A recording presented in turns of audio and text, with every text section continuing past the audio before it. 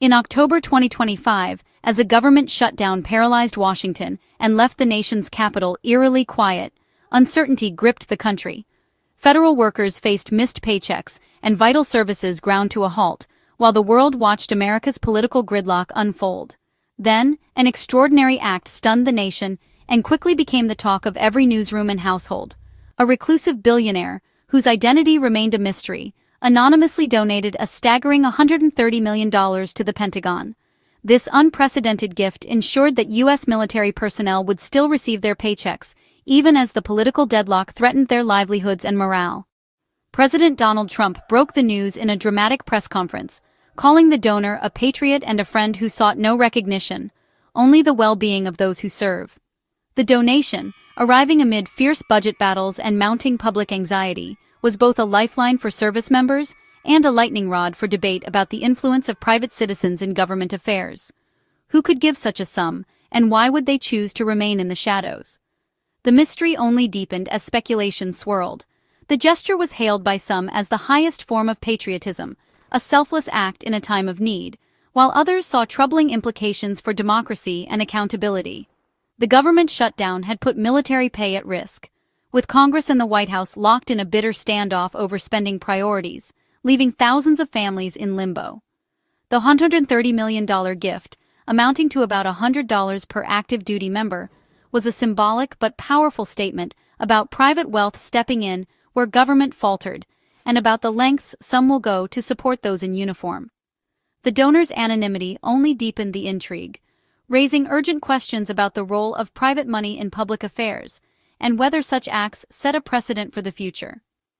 It was a moment that forced Americans to reconsider the boundaries between civic duty, personal fortune, and government responsibility, sparking a national conversation that would echo long after the shutdown ended. The mystery donor was soon revealed: Timothy Mellon, heir to a legendary banking dynasty and a billionaire in his own right. Mellon's roots trace back to Andrew W. Mellon, a former Treasury Secretary and industrial titan. Unlike many wealthy elites, Timothy Mellon shuns the spotlight, living quietly in Wyoming and avoiding public attention. His autobiography details a shift from youthful liberalism to staunch conservatism, and his move west was as much about low taxes as privacy. Mellon's fortune isn't just inherited. He's a shrewd investor, especially in railroads and transportation. He rarely gives interviews, preferring to let his actions speak for him. Mellon's background, steeped in finance and government, shapes his worldview and his sense of civic responsibility. He sees his wealth as a tool to support the institutions and ideals he values, but always from the shadows. This combination of privilege, privacy, and patriotism makes him one of America's most enigmatic billionaires. President Trump's announcement of the donation was as dramatic as the gift itself. He described the donor as a selfless patriot, emphasizing the act's focus on supporting troops caught in the shutdown's crossfire. The president kept the donor's identity secret, spotlighting the gesture rather than the giver. Trump said the donor was motivated by concern for military families facing missed paychecks and mounting bills. The $130 million was a direct intervention, relief for service members, and a message of solidarity. The donor's insistence on anonymity added sincerity, suggesting this was no PR stunt. For a public weary of political games, the story resonated, someone putting country over credit. Yet, Trump's personal connection to the donor hinted at political undertones. The donation became a tool in the ongoing standoff, showing the president had powerful allies willing to step in. While the motive was patriotic, the context was undeniably political. Timothy Mellon's $130 million gift was unprecedented, but his influence in American politics was already legendary, built over years of quiet but powerful giving. Mellon, heir to a storied banking fortune, has long operated behind the scenes, shaping the political landscape with his immense resources. Mellon is a major, if quiet, backer of the Republican Party and conservative causes, with his name linked to nine-figure donations. His financial support has helped fuel campaigns, think tanks, and advocacy groups, amplifying conservative voices across the country. His support for Trump has been massive, including a record $50 million to a pro-Trump super PAC in 2024. This single donation shattered previous records and sent shockwaves through the political world, signaling Mellon's deep commitment to shaping the outcome of the election. Such contributions don't just fund campaigns, they signal confidence and shape the political landscape. When a donor of Mellon's stature steps in, it can energize supporters, attract more donations, and even influence the strategies of rival campaigns. Mellon's interests aren't limited to Trump. He also backed Robert F. Kennedy Jr., donating millions to his campaign and nonprofit. This willingness to support candidates outside the mainstream highlights his unpredictable and independent approach. This pattern reveals a complex ideology. Mellon supports populist, anti-establishment figures who challenge the status quo. He seems drawn to outsiders who promise to disrupt the traditional order, regardless of party lines. His vast wealth allows him to make bold bets on candidates he believes can bring real change, using his fortune as a tool to influence the direction of the country in ways few others can. The donation to the troops fits this pattern, using personal fortune to intervene directly in national affairs, often bypassing traditional political structures and making a direct impact where he sees fit. Mellon's giving bypasses traditional channels, making him a unique force in American politics. His actions raise questions about the power of individual wealth in a democracy and the influence of mega-donors. In the end, his actions blur the line between private influence and public policy, leaving a lasting mark on the American political system and sparking debate about the role of money in shaping our nation's future. The Pentagon faced a dilemma.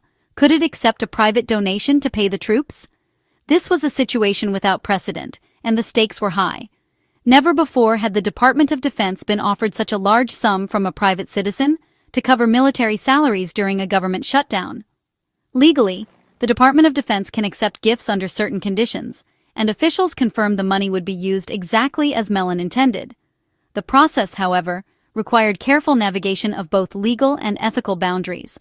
Pentagon lawyers scrutinized the donation to ensure it complied with federal law, tracking the funds specifically for military payroll. Every detail was examined, from the source of the money to the method of distribution, to avoid any appearance of impropriety. The $130 million, while generous, was only a fraction of the military's needs, about $100 per service member. It was a symbolic gesture, a lifeline that could not fully address the scale of the crisis. The Pentagon made clear this was a temporary fix, not a solution to the shutdown's deeper problems. Officials emphasized that the donation would not replace the need for a functioning government budget.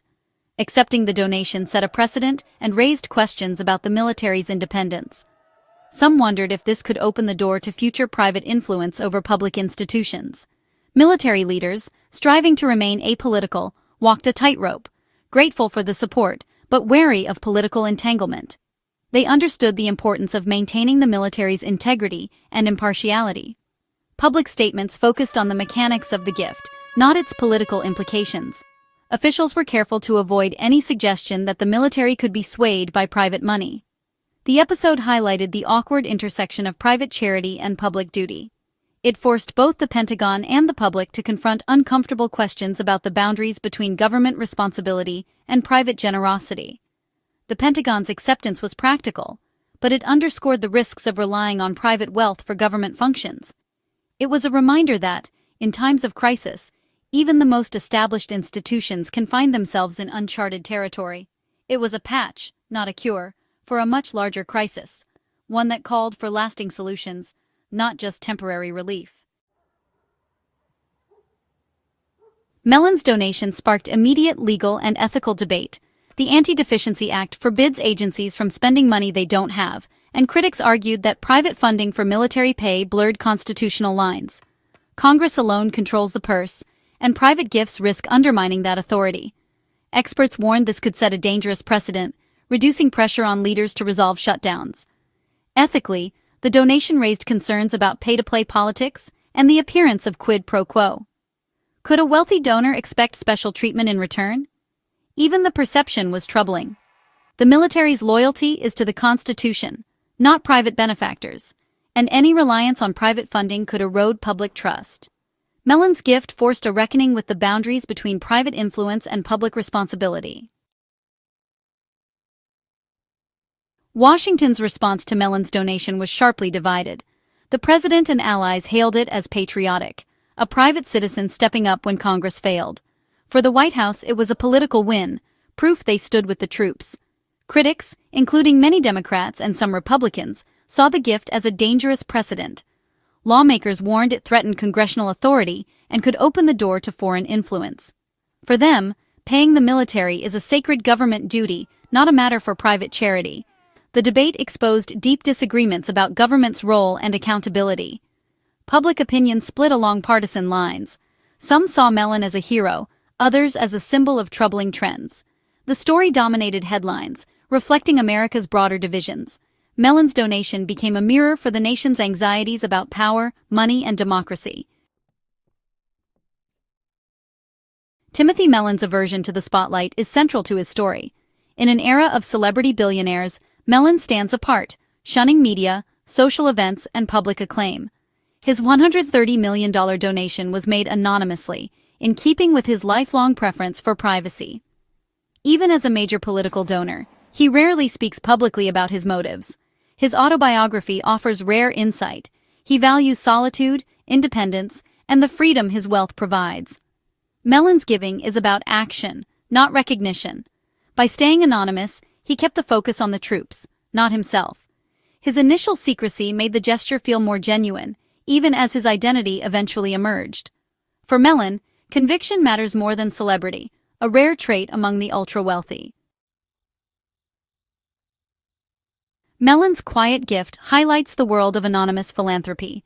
Some give in secret out of moral or religious conviction. True charity, they believe, seeks no reward. For others, anonymity is practical, protecting privacy and avoiding a flood of requests. Anonymous giving can also be strategic, keeping the focus on the cause rather than the donor. In politics, a donor's name can polarize. Anonymity lets the issue take center stage. Ultimately, anonymous philanthropy reflects a donor's character and relationship with wealth. For Mellon, giving quietly aligns with his values, making a difference without seeking the spotlight. Sometimes, the most powerful acts are those done in silence, shaping the world without fanfare.